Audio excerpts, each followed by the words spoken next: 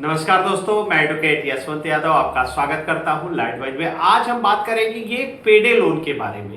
पेडे लोन एक होता है, उसके बारे में बात करेंगे कि ये पेडे लोन कंपनियां कौन सी कंपनियां होती हैं। वह कंपनी जो 1 महीने के लिए आपको लोन देती है, होती है बहुत सारी कंपनियां 1 महीने के लिए, 30 दिन के लिए, 40 दिन के लिए ऐसे लोन देती हैं, तो उसको पेडे लोन कहते हैं। जैसे 20,000 का लोन है तो 35,000 तक, 40,000 तक, डबल तक पैसे ले लेती हैं। तो उसमें होता क्या, पहले नहीं पे कर पाते तो 20%, 30%, 40%, 60% तक इनके इंटरेस्ट वगैरह, ब्याज, पेनल्टी, जुर्माने बढ़ते रहते हैं, जो कि सभी बैंक और एनबीएफसी कंपनियां ऐसा करती हैं। तो पैसे हैं तो इनके पैसे दे दीजिए। सब पहली बार जान लीजिए, अगर आपके पास पैसे हैं तो इनके पैसे दे दीजिए। जब नहीं है तो जो लीगली प्रोसेस होगा, जो तरीका है, जो नोटिस है, नोटिस का जवाब देना, वो तो आपको करना ही पड़ेगा। तो आज हम बात करेंगे ये सब कंपनियां आरबीआई की गाइडलाइन जो बनी है, आरबीआई की क्या क्या गाइडलाइन है आपको पता होना चाहिए, क्योंकि बहुत सारे नियम और कानून ऐसे बने हैं जो आपको राहत दिला सकते हैं। आपने एक लोन को चुकाने के लिए दूसरा लोन, दूसरे लोन को चुकाने के लिए तीसरा लोन, चौथा लोन, पांचवा लोन, 10 लोन, 15 लोन, 25 लोन के ट्रैप पे फंस जाते हैं, मल्टीपल लोन के ट्रैप पे फंस जाते हैं।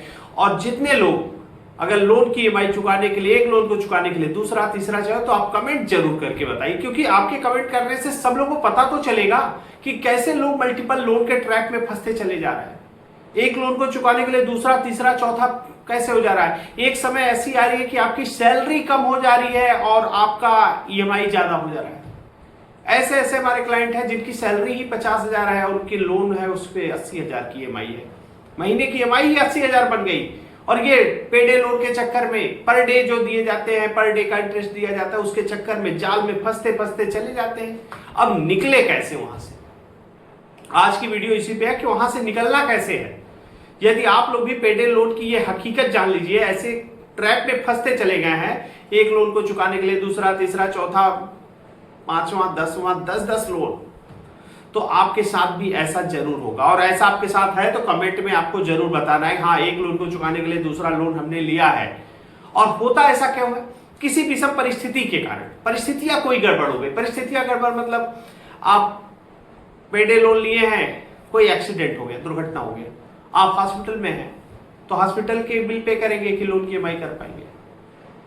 या फिर कोई व्यापार कर रहे थे, बिजनेस में घाटा हो गया, कोई बीमारी ऐसी हो गई, जो पारिवारिक कोई समस्या हो गई, ऐसी विषम परिस्थितियां जिससे जेन्युइन डिफॉल्टर माने किसी विषम परिस्थिति के कारण आपने लोन नहीं दे पा रहे। जॉब लॉस हो गया, जहां पे जॉब करते थे नहीं आज है, तो ये जो 20,000 25,000 के लोन है, तो प्रतिदिन 1% के हिसाब से बढ़ाते चले जाते हैं।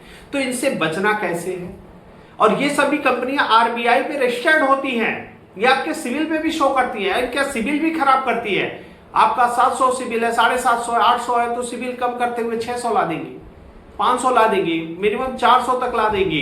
और आप चाहे एक लोन के डिफॉल्टर हो, चाहे आप 10 लोन के डिफॉल्टर हो, अगर एक भी डिफॉल्ट हो गया, आपने 9 को पे कर दिया, एक भी डिफॉल्ट हो गया, तो आपका सिविल खराब हो जाएगा। और 9 के 9 भी डिफॉल्ट हुए तो भी आपका सिविल ही खराब होगा। तो सबसे पहला काम ये जान लीजिए, यदि आप ये आरबीआई से रजिस्टर्ड होती है, पहले दिमाग में समझ लीजिए। ऐसा नहीं है कि आप सोचेंगे नहीं फर्जी लोन भी होते हैं, ऐसा नहीं। तो ये रजिस्टर्ड होती है, आरबीआई में देखेंगे तो ये रजिस्टर्ड है, कंपनियां रजिस्टर्ड होती है। तो सबसे पहला बात, सभी बैंकों को, जितने जगह से आपने लोन लिया है, जितनी भी कंपनियों से आपने लोन लिया है, सभी बैंकों को, सभी कंपनियों को लीगल प्रायर नोटिस आप जरूर दे दीजिए, क्योंकि ये आरबीआई से अप्रूव्ड है। और आपको आरबीआई की गाइडलाइन में साफ साफ कहा गया है कि यदि आप लोन नहीं दे पा रहे हैं तो क्यों नहीं दे पा रहे हैं, क्या आपने बैंक को बताया, किस कारण आप नहीं दे पा रहे हैं, बैंक को इन्फॉर्म किया। ये आपकी रिस्पॉन्सिबिलिटी है। बैंक को, कंपनी को कैसे पता चलेगा कि आपके साथ क्या दिक्कत हो रही है, कंपनी को कौन बताएगा। लोन आप लिए हैं, बताना आपको पड़ेगा। और ये लीगल प्रायर नोटिस जरिए रजिस्टर्ड आप, ताकि आपके पास एक प्रमाण होना चाहिए, कोर्ट में आप प्रेजेंट कर सके, हाँ मैंने कंपनी को रजिस्टर्ड एक्ट से, एडवोकेट के लेटर हेड पे उसकी डिलीवरेड रिपोर्ट वगैरह निकाल के तब दिखाना होता है कि हाँ मैंने कंपनी को इन्फॉर्म कर रखा है, जिसको नकारा नहीं जा सकता है। अगर आप स्पीड पोस्ट से भेजे हैं कंपनी को, तो आप उसको नकार नहीं सकते, नहीं हमें तो कोई पता ही नहीं है, आपने लीगल प्रायर नोटिस दिया था, वो कोई नहीं कह सकता कि हमें नहीं पता है। आप तो दिखा देंगे ये डिलीवर्ड हुआ है, इस डेट पे डिलीवर्ड हो चुका है। तो सबसे पहला काम, कंपनी को लीगल प्रायर नोटिस सभी बैंकों को जरूर दीजिए। मल्टीपल लोन में फंसे हैं सभी, मल्टीपल कंपनियों जितने भी लोन में फंसे हैं सभी कंपनियों को लीगल प्रायर नोटिस दीजिए। उसके बाद कंपनी आपको एक दिन में, मल्टीपल लोन के डिफॉल्टर में 100 200 कॉल आएंगी, तो 100 200 कॉल फोन उठाना कोई जरूरत नहीं है। आपने तो लीगल प्रायर नोटिस कंपनी को भेज रखा है, आपने कंपनी को ऑलरेडी बता रखा है, तो क्यों आप इनका फोन उठाएंगे? एक दिन में 100 कॉल उठाना संभव है? 200 कॉल उठा पाएंगे आप? मेंटली डिस्टर्ब हो जाएंगे, साइकोलॉजिकल प्रेशर में आ जाएंगे। और ये कंपनियां चाहती हैं आपको मनोवैज्ञानिक दबाव में लेना, इतना दबाव में ले लेंगी, इतना कि आप एक लोन को चुकाने के लिए दूसरा, तीसरा, चौथा, पांचवा, 10वां, 15 लोन के ट्रैप में फंसते चले जाओगे। तो स्टॉप लॉस, अगर आपके साथ भी ऐसा हो रहा है तो रुक जाइए, स्टॉप लॉस, कोई जरूरत नहीं है ऐसे कुछ करने की। मल्टीपल एक को बचाने के लिए दूसरा, तीसरा, चौथा लेते चले जा रहे हैं, कहीं ना कहीं आपका ही बहुत बड़ा नुकसान हो जाएगा। अभी तो एक ईएमआई डिफॉल्ट हो रही है, कल 10 ईएमआई डिफॉल्ट होगी। तो साफ साफ शब्दों में जान लीजिए, फोन उठाने की जरूरत नहीं है। मल्टीपल कॉल आ रही है, कोई जरूरत नहीं, फोन मत उठाइए, साइकोलॉजिकल प्रेशर में ही मत आइए। कोई फोन ना उठाने पे कोई एफआईआर नहीं होती, कोई डराता है कि फोन नहीं उठाएंगे घर पे आ जाएंगे एफआईआर हो जाएगा, ऐसा कुछ नहीं है। ऐसा कोई कानून नहीं बना कि आप फोन नहीं उठा रहे तो आपके ऊपर एफआईआर हो जाएगी। किसी का फोन न उठाने पे एफआईआर हुआ है? लोन लिए न चुकाने पे किसी के नाम पे एफआईआर हुआ है कि आपने लोन की ईएमआई नहीं चुकाया, आपके नाम पे एफआईआर दर्ज हो रहा है? ऐसा हुआ है कोई हुआ तो कमेंट करके बताइए कि हाँ मेरे साथ मैंने लोन की ईएमआई नहीं चुका, मेरे पे एफआईआर हुआ है। एफआईआर नहीं होता है, ईएमआई न चुकाने पे एफआईआर नहीं होता है। और रही बात रिकवरी एजेंट होगी, पेडे लोन में रिकवरी एजेंट हो सकता है कहीं कहीं आते भी है। तो आते हैं तो सबसे पहला काम, अगर एजेंट आपके घर पे आते हैं, आपने लीगल प्रायर नोटिस पहले दे रखा है, आप उसकी एक कॉपी उनको दे दीजिए और रिसीव करा लीजिए कि मैंने कंपनी को एक लीगल प्रायर नोटिस दे रखा है हमारे एडवोकेट के माध्यम से, और ये लीगल प्रायर नोटिस मैंने जो दिया उसकी एक कॉपी आप भी रिसीव कर लीजिए।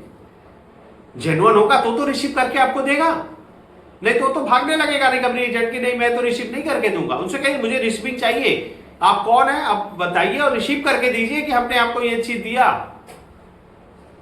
तो सबसे पहले अगर रिकवरी एजेंट घर पे आते हैं, ID card, home visit letter, DRA का लाइसेंस, 3 पेपर मांगिए और उनको एक कॉपी रिसीव कराइए और उसकी कहिए एक कॉपी आप हमें दीजिए। आप डीआरए का लाइसेंस है, लाइसेंस का आईडी नंबर लिखिए उस पर, क्या आपका डीआरए का क्या लाइन नंबर है, तो उसको लिख करके अगर जेन्युइन होगा तो रिसीव करेगा, नहीं होगा तो खुद ही भागेगा आपसे कि नहीं इसको तो सब राइट्स पता है, सब कानून पता है, क्या प्रोसेस होता है, क्या तरीका होता है। उसके बाद 3 महीने के बाद एनपीए जाएगा। एनपीए का मतलब होता है नॉन परफॉर्मिंग एसेट, आपके पैसे से कंपनी को कोई लाभ नहीं हो रहा है। रिकॉल नोटिस आएगी, उसका जवाब दीजिए। डिमांड नोटिस आएगी, उसका जवाब दीजिए। बैंक के पैनल के एडवोकेट के माध्यम से नोटिस आती है, नोटिस का जवाब आपको एडवोकेट के माध्यम से देते रहना है। Recall notice, demand notice, arbitration की प्रक्रिया, आर्बिट्रेशन की नोटिस आएगी, उसका ऑब्जेक्शन दीजिए। आज एक हमारे पास, हमारे क्लाइंट को मैंने लीगल प्रायर नोटिस दिया था, कोई मैनेजर थे, कौन था याद नहीं है, उन्होंने फोन किया कि नहीं मैं आर्बिट्रेशन की प्रक्रिया कर दूंगा। मैंने कहा आर्बिट्रेशन प्रक्रिया कर दीजिए, सामने वाले पास नोटिस आएगी, वो उस पर ऑब्जेक्शन डालेगा। आर्बिट्रेशन की प्रक्रिया दोनों की सहमति से होती है। आपके कॉन्ट्रैक्ट में लिख दिए नहीं आर्बिट्रेटर हम ही नियुक्त करेंगे, आर्बिट्रेटर हमारे द्वारा ही होगा, आर्बिट्रेटर की प्रक्रिया जो होगी आर्बिट्रेशन के हमारे माध्यम से होगी, हम ओडीआर नियुक्त करेंगे, कहां पे होगी, कैसे होगी, तो ऐसे नहीं होता। आर्बिट्रेशन एंड कंसिलिएशन एक्ट बना है, आर्बिट्रेशन दोनों की सहमति से होगा, निष्पक्ष होना चाहिए। वो तो आपने ही सब प्रक्रिया आप ही कर दे रहे हो, हमसे कहीं सहमति ले ही नहीं रहो, तो ऐसा होता है। नोटिस आती है तो आप उस पर ऑब्जेक्शन डाल दीजिए, माननीय सुप्रीम कोर्ट के जजमेंट का हवाला देते हुए एक मजबूत ड्राफ्ट बना के दे दीजिए कि आर्बिट्रेशन की प्रक्रिया दोनों की सहमति से होना चाहिए, मेरी इस पर सहमत नहीं है, मैं इस पर ऑब्जेक्शन डाल रहा हूं। आपके ऑब्जेक्शन को अगर रिकॉर्ड पे नहीं लेते हैं और अवार्ड भी पास कर देते हैं, वन साइडेड अवार्ड पास कर देते हैं, वो भी खारिज हो जाएगा, क्योंकि आर्बिट्रेशन का अवार्ड भी पास होने के बाद उसको एग्जीक्यूट कराना पड़ेगा। आपके डिस्ट्रिक्ट कोर्ट में एग्जीक्यूशन होगा, निष्पादन होगा, तब तो आप पे लागू होगा, नहीं तो ऐसे तो लागू भी नहीं हो सकता। तो इसलिए आपको आर्बिट्रेशन का ऑब्जेक्शन जरूर दे देना है। उसके बाद क्या हो सकता है, अगर ईसीएस लगा हुआ है, ऑटो डेबिट लगा है, सेक्शन 25 पर केस हो सकता है। अब तो कलकत्ता में, अहमदाबाद में ज्यादातर ये 316 और 318 माने धोखाधड़ी का भी केस कर देना है, जो कि वित्तीय लेन देन में क्रिमिनल केस नहीं होता है, फिर भी कंपनियां डराने के लिए, परेशान करने के लिए कर रही हैं। 316 का केस कर रही है, 318 का केस करेंगे, सेम डे बेल हो जाएगा। ये बेल हो जाए मतलब प्रक्रिया है, ये तो सेम डे बेल होने की प्रक्रिया है। सेक्शन 25 का नोटिस आएगा, सेम डे बेल हो जाती है, क्योंकि ये तो प्रोसेस है, ये तो प्रक्रिया हो जाएगा, सेम डे बेल हो जाएगी।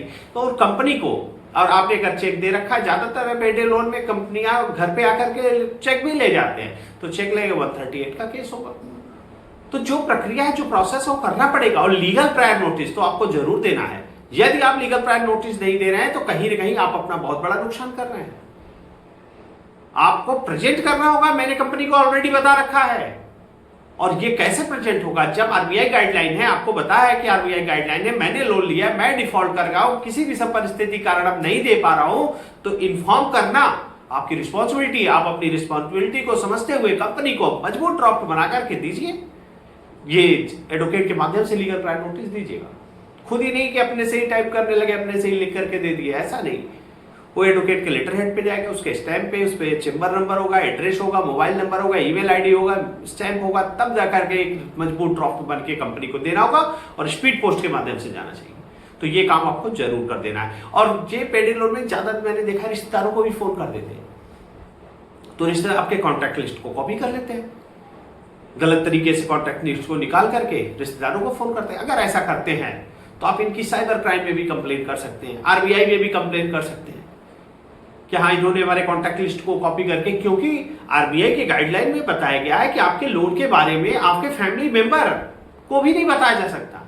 आपने लोन लिया, आपकी वाइफ को, आपके फैमिली मेंबर, अपने परिवार, बच्चों को नहीं बता सकते हो, और ये आपके रिलेटिव को फोन कर रहे हैं।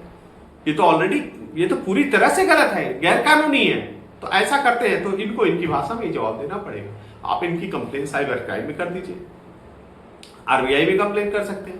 तो ऐसा कर देंगे, उसके बाद ये आप पे कॉल नहीं करेंगे। और एक इनको कंप्लेन करने के बाद एक कॉपी इनको मेल भी कर दीजिए कंपनी को।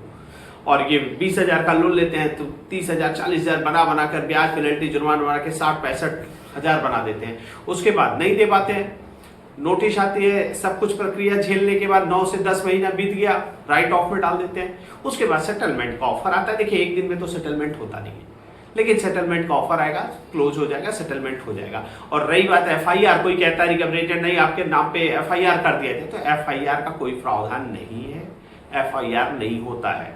लोन लेना, लोन की ईएमआई न चुका पाना, इसमें कोई अपराध नहीं है, आप अपराधी नहीं है, अपने आप को अपराधी मत समझिए। और रिकवरी एजेंट को डरने की जरूरत नहीं है।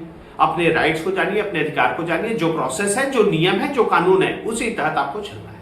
और कोई दिक्कत समस्या आती है तो आप किसी एडवोकेट के माध्यम से आप लीगल प्रायर नोटिस दे सकते हैं। कोई दिक्कत समस्या हो तो हमारा नंबर है। मैं अपनी बातों को यहीं समाप्त करता हूं। जय हिंद, जय भारत, नमस्कार।